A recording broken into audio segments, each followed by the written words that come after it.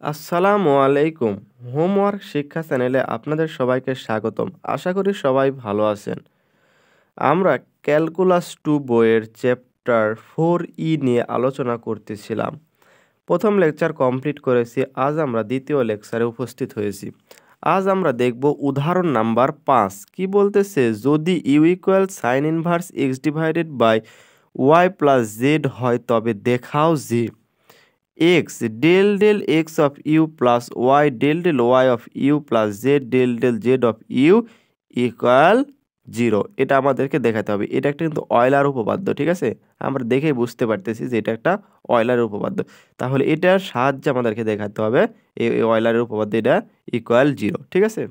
তাহলে আচ্ছা, তাহলে আমরা প্রথমে ইউ ইকুয়াল এটা যা আছে সেটা আমরা লিখে নিব।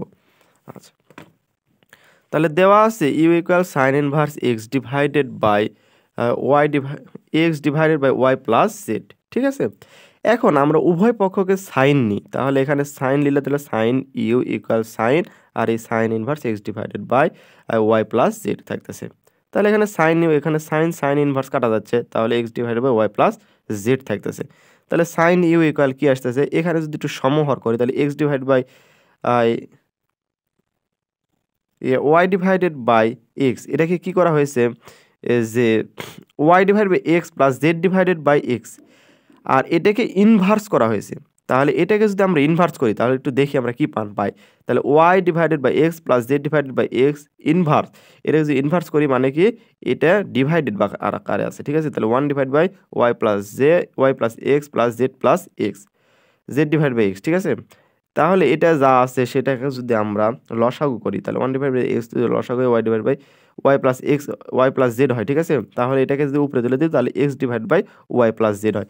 তাহলে আমরা যদি এটা লিখি তাহলে এটার থেকে আমরা এই উপরের ফাংশনটা পাই, ঠিক আছে? তার কারণে আমরা লিখেছি y divide x plus z divided by x to the power inverse 1, ঠিক আছে? এখন এটা লেখার কারণ কি, কারণ এই ইয়েতে যদি না ফেলাতে পারি আমরা যে x to the power N, মানে এক কথায় আমরা যখন এরকম একটা মান আকারে না পাবো ততক্ষণ পর্যন্ত কিন্তু আমরা অয়লারের সমীকরণ প্রয়োগ করতে পারবো না, যার কারণে আমরা এইভাবে করে নিয়েছি, ঠিক আছে? এখন আমরা কি করছি, এখানে যা আছে তাই লিখলাম, এক্স টু দি পাওয়ার 0 লিখছি। কারণ কি আমাদের এক্সের একটা মান থাকতে হবে, এক্সের মান যাই হোক থাকতে হবে। এখন যদি আমরা এক্স টু দি পাওয়ার 0 লিখি তাহলে কিন্তু মানে কি পরিবর্তন হচ্ছে, কারণ এক্স টু দি পাওয়ার 0 বলতে 1 হয়, আর 1 যদি এটার সাথে রাখি তাহলে কিন্তু কোনো মানের পরিবর্তন হয় না, যার কারণে আমরা এক্স টু দি পাওয়ার 0 লিখেছি। তাহলে এফ অফ এটা একটা ফাংশন, আর এখানে ওয়াই ডিভাইড বাই এক্স আর জেড ডিভাইডেড বাই এক্স এটা আমরা লিখি, ঠিক আছে? এখন এইরকম যখন ফাংশন থাকবে তখন আমরা এই অয়লারের উপপাদ্যটা প্রয়োগ করতে পারবো, ঠিক আছে? এই সূত্রটা প্রয়োগ করব। আচ্ছা, তাহলে এখানে সাইন ইউ একটি এক্স ওয়াই জেড, এক কথা দেখো এখানে এক্স আছে ওয়াই আছে জেড আছে, এই তিনটে চলো এর শূন্য, শূন্য বলতে এই এক্সের পাওয়ার, এক্সের পাওয়ারটাকে শূন্য, মাত্রার সমমাত্রিক ফাংশন, সুতরাং অয়লারের উপপাদ্যের সাহায্যে পাই। এখন অয়লারের উপপাদ্য এখন আমার এখানে প্রয়োগ করব। আচ্ছা, এখন দেখুন অয়লারের উপপাদ্য কি বলতেছে, x del del x you.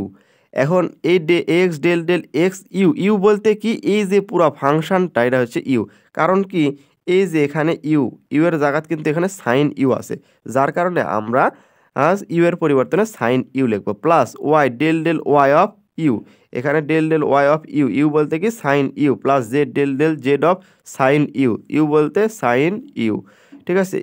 Equal N, N বলতে কি এন এর মান হচ্ছে এই যে 0, ঠিক আছে? শূন্য, তাহলে 0 ইন্টু ইউ বলতে কি সাইন ইউ, এটা আমরা বসালাম, এটা অয়লারের সূত্র আমরা ইনপুট দিলাম। দেওয়ার পর এখন কি পাইতেছি, তাহলে এক্স তো স্থির রাখলাম, del del x of sine u, sine u এক ডিফারেন্সিয়েশন করলে কি হয়, কস ইউ হয়। যেহেতু এটা এক্স এর ফাংশন নয় তার কারণে আমাদেরকে আবার del del x of u লিখে রাখতে হবে, প্লাস ওয়াই তো স্থির, এখানে ওয়াইয়ের সাপেক্ষে ডিফারেন্সিয়েশন করলে হয় সাইন ইউ এর ডিফারেন্সিয়েশন কস ইউ হয়। যেহেতু এটা ওয়াইয়ের ফাংশন নয় তার কারণে আমরা del del y of u লিখবো, প্লাস জেড তো জেড, এখানে সাইন ইউ, সাইন ইউ এর ডিফারেন্সিয়েশন করলে হয় কস ইউ, তাহলে del del z of u আসে, আর এটা ইকুয়াল 0 দিয়ে যদি গুণ করি তাহলে 0 আসতেছে। এখন আমরা উভয় পক্ষতে কস ইউ আছে, ঠিক আছে? তাহলে আমরা কস ইউ কমন নিলাম, কস ইউ কমন নিলে x del del L x plus y del del y of u plus z del del z of u এটা ইকুয়াল 0 পাইতেছি। এখন আমরা এই কস ইউ এক্স অপোজিটে পার করে দিই, 0-র সাথে যদি দিই তাহলে 0 ডিভাইডেড বাই এই কস ইউ হয়, আর 0 ডিভাইড বাই কস ইউ বলতে 0ই হয়, তাহলে এটা স্থির রেখে এটা ইকুয়াল 0, এটা হচ্ছে শুড। আশা করি বুঝতে পারছেন। আচ্ছা, পরবর্তী সমাধানে যাই।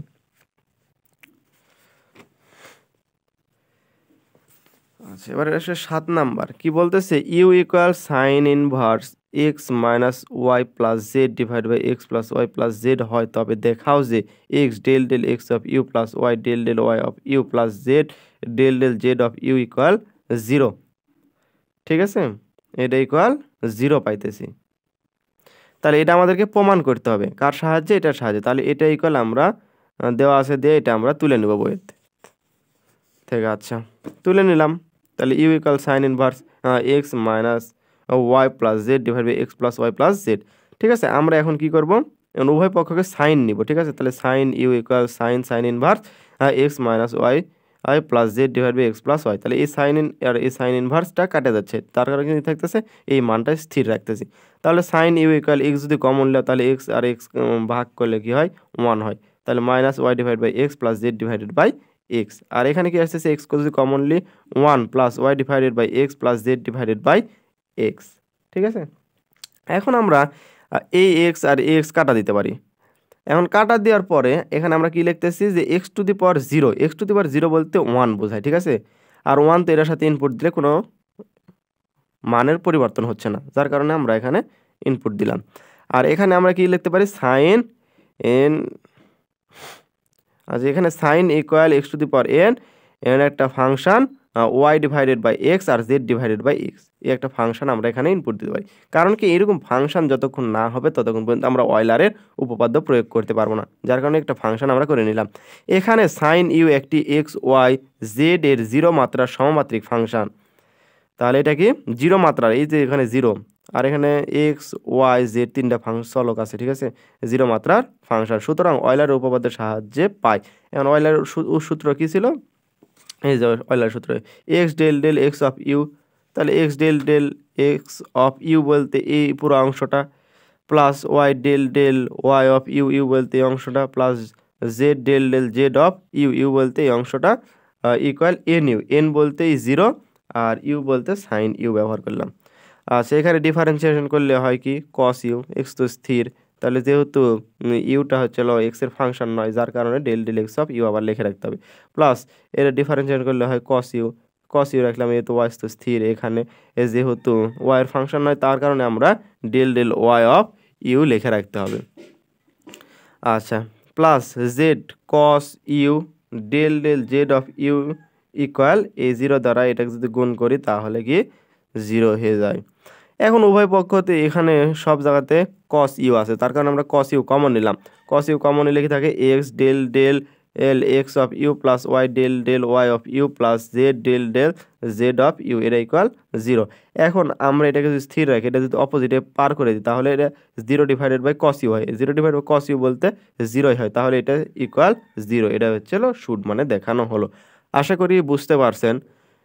আর যারা আমাদের পেইড ব্যাচে যুক্ত হতে চান তারা আমাদের ডিসক্রিপশানে হোয়াটসঅ্যাপ নাম্বার দেওয়া আছে, ইমো নাম্বার দেওয়া আছে, যোগাযোগ করে কোর্স নিতে পারেন। খুবই সামান্য মূল্যে আমরা কোর্স দিয়ে যাচ্ছি।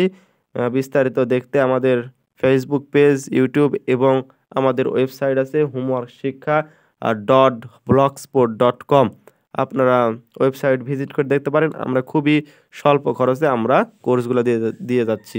সবাই ভালো থাকেন, সুস্থ থাকেন। পরবর্তী লেকচার দেখার জন্য আমন্ত্রণ রইল। আসসালামু আলাইকুম ওয়া রাহমাতুল্লাহ।